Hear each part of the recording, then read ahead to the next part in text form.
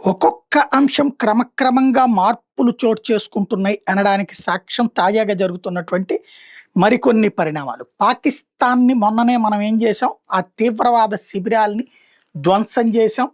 బ్రహ్మోస్‌తో కొట్టాం. ఆ పైన వాడు మన మీదకి దాడికొస్తే వాళ్ళ డ్రోన్‌లను కొట్టాం.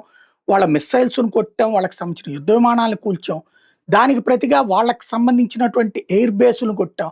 ఆ ఎయిర్ బేసులను కొట్టే సందర్భంలో కిరాణా హిల్స్ ఏదైతే వాళ్ళ అణుస్థావరం ఉంటుందో దాన్ని మూతి మీద కొట్టాం. దాంతో పాటుగా పక్కనే ఉన్న నూర్ అహ్మద్ ఖాన్ ఎయిర్ బేస్ ఏదైతే ఉంటదో అందులో నుంచి టన్నెల్స్ ద్వారా అంటే ఈ కైరానా హిల్స్ నుంచి టన్నెల్స్ ద్వారా ఇందులోకి తీసుకొచ్చి ఇక్కడ F-16, F-35 యుద్ధ విమానాల నుంచి ఆప్‌లో పైకి ఎగరేస్తారు కాబట్టి అణుబాంబులు వదులుతారు కాబట్టి దాన్ని దెబ్బతీసొచ్చాం. అదంతా జరిగిపోయింది.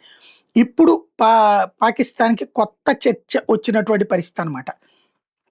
ఏంటయ్యా అంటే ఆహ్, ఇక మళ్ళీ వ్యవహారం అంతా దెబ్బతినే పరిస్థితి వచ్చినటువంటి వేళ పాకిస్తాన్ కొత్తగా ఈ అణుస్థావరాల చుట్టూ కొత్త టన్నెల్స్ కట్టుకుంటున్న విషయం భారత నిఘా వర్గాలు కనిపెట్టినాయి. త్రూ శాటిలైట్ పిక్చర్స్ ద్వారా.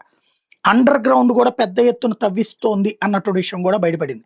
అలాగే కొత్తగా సెక్యూరిటీ చెక్ పాయింట్స్ కూడా ఏర్పాటు చేస్తోంది అన్నటువంటి విషయం బయటపడింది.